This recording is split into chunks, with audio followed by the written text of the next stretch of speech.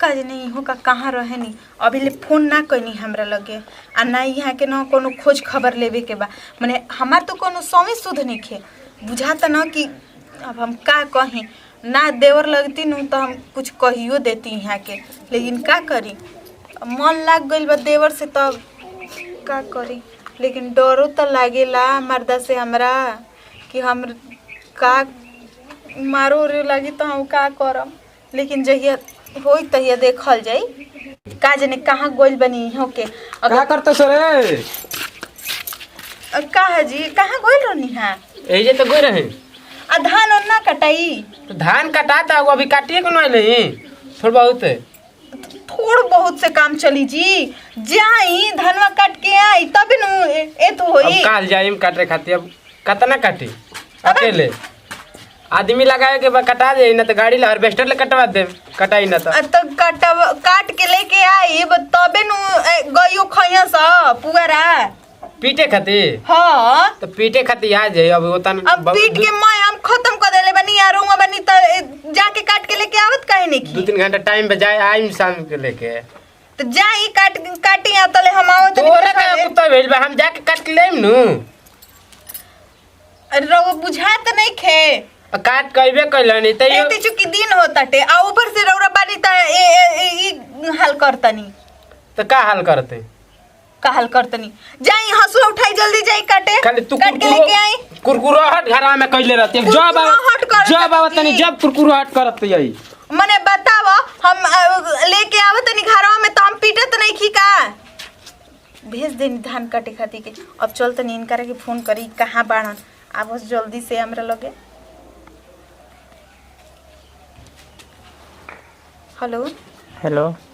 कहाँ बानी जी अरे क्या हो बोलो क्या समाचार है ठीक है तो कहाँ बानी भाई ये नहीं भाई घूमत नहीं क्या करी है क्या राउर भैया न हाँ चल गइल बड़न नीचे नीचे कहतनी एतु काटे धान काटे अच्छा आई ना घरवा कब गइल बड़न मन करता देखे के ना मन अब देखे के मत कह रोज रोज तो देखते बाबू अब ऊ कुल देखला में आ ए तरह देखला में बड़ा के अंतर ना बाजी तो वही ना कहते हैं कि रोज रोज तो देखते बाबू कहियो आवत नहीं कि नहीं खी आवत अरे यार ना तरह भैया अजीब तब आइब का अब तुम बोला देबू हम आई ना ऐसा तो होइए ना सकेला तो आई जल्दी आवो तनी ढेर दूर गइल बड़ा ना ढेर दूर का खेतवा गइल बड़न अपना काटे खाते के तो कहला आओ ना 2-4 पूजा कटी हो हाँ कहनी कि पीट के मैं खत्म कर देले बनी आ ओकरी बाद से आव जल्दी से काट के अभी ना मैंने आई तले एक पंजा काट के ले जा शुरू ना ना ऐसा कोनो बात नहीं कि अब लागी हन खेत में ना तो अब 4 बजे 5 बजे के ने कटले ना एथु करी हन हां तो हाँ सवेरे 5 बजे काट के लेके आयल हन तब मैं पीट के एथु कर देले बनी जब रो गइल नहीं ना हार्वेस्टर वाले के चलावे खातिर के तो हम तले पीट देनी ह कि फोन नहीं रह तो जल्दी से बतियाई मेरा से अच्छा तेरे बिना मन ना लागिला जी अरे क्या कहबू हमरो तारा बिना मन ना लागेला तो आई जल्दी काहे फोने पर बतियावत तनी अरे फोनवा पर ठीक लागेला ना लोग के नजदीक ठीक लागेला त यहाँ के फोन पर ठीक लागेला का जी रउआ उल्टा पैदा भइली का ठीक बाटे आवत नहीं तब तारा के बताओ तनी आई जल्दी आओ तई ठीक बा रखी बुलाते ही नहीं अब यहाँ से मिल ले वेट कर ले कहले बनी कि हाय फूट गइल बिया मोबाइल ये दूसरा मोबाइल लिया खातिर के पुरान हो गइल बिया मोबाइल लिए तो दूसरा मोबाइल कहले बनी लिया खातिर के तो लेके यहाँ नहीं बेरा ना तब बत्ती आई खूब बढ़िया से तले उ अहन तो राती खुनी ना आई हन तले अपन चतन देखे नीचे आ जाना तक आई बन का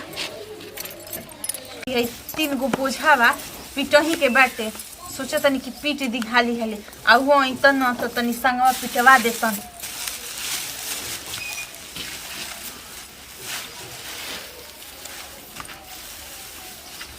काज नि कब आई हन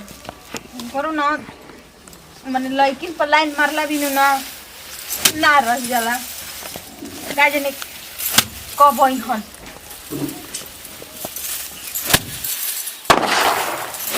देखाई पड़ाका लड़का छोड़े लगला था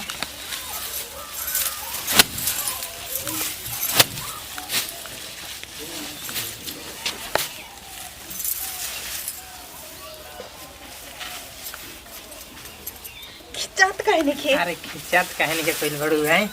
धाने तार खाली धान पीटी में रहेला धान पीटे में कहिए कबे से बुला तनी कहाँ रहनी है ई बताई कहाँ रहनी है? अरे यार मैं तनी लेट हो गेला 2-3 गो लइका घेर लेलो सन रस्तिया में 2-3 गो लइका घेर लेला हम कैसे कैसे ओकनी से भाग के आइल हई हमरा तो बुझाता कि दूसरे शक लागता जी। अरे कौन लइकी नहीं ना पटले अब दूसर कोई के पटाइल रहती त जी के बात तू हो लगल बात बतियावे हई धानवा तार कितना बढ़िया लागत ना। हां हम धानो ना बढ़िया लगी हम थोड़े ना बढ़िया लगे हम तो काटे धावत तार धानवा ना चमकी त ये बतिया कहि ना सकेनी का माने तू निमन लागत रू सीधा तो कहले ना है कि तू निमन लागत हड़ू फोन जन कहले रही तो ले लेनी जी। अरे तारा के फोन वाला हाँ देख तो ई कितना निमन मोबाइल बा। निमन बाटे ना। एगो ऊ का जने कौन दिले रहनी मोबाइल की अरे वो दूसर मोबाइल रहे टेकोनो के रहता फूटी ना जानतनी एक दिन मैं रोड से बतियावत रहनी ना ए तरीका नाम में लगा के आ तले आ गइलन त धब से मोबाइल ये छत पे देखलो ना ना देखलो ना देखिए उनका से बच के रही है बुझाई ना न तो तार मरद बड़ी सकिया है ठीक ना। हां जी हां यही से तो हाली जल्दी उनका के भेज देनी हां ठीक कइल हो ओहे ना हो ना मने एही जे बैठ के बतियावत रह हम चली घर में चल चलो हम तो ये सोचते बनी घर में ठीक लगे चल कितना हमार मन शांति भइल ना तो बहरिया सोचत रही कि कोई आ जाए छता पर से कोई देख ले जा अंदर से क्यों बंद कर देनी हां ठीक कइल हाडू आते हम तो कितना पहले से बढ़िया लागत हड़ू सफाई जात हड़ू ना। हां जी रात नजर पड़ल बनू हमरा पर तो हम सफाई ना हां ठीक ही कहत हड़ू और एकदम देखो जितने काम करन तो उतने काम मत करी बुझाई ना तो काम करबू तो करिए हो जेबू ठीक ना। हां जी यही से नु हम कहनी ना कि सुनी पैसा दे दी तो हमरा कितनी 10,000 ले 10,000 लेबू। हां तारे के पैसा तो देबे की पड़ी ना। हां अब मान ली कि हम जाए काटे ऐसे बात में ना लेबू